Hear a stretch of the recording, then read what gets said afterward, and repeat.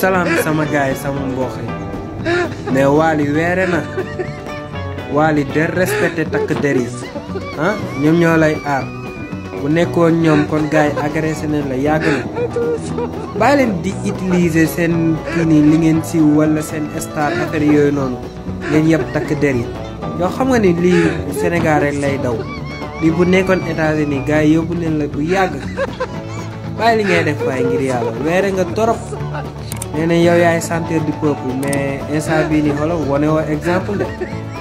bu lay ñaan de fi njëkkat taraanga lii nii bu ko defati te nga génn wax ak peuple bi nga baalu àq parce que li nga def nii du yoon ñun duñ ko nangu de bul yëpp takk der yi nag du yoon li nga def nii du yoon weere nga torop lii moom du yoon nii ngay def ba Sidi Diop moom tam mu def genre affaire yi nii ah yabaate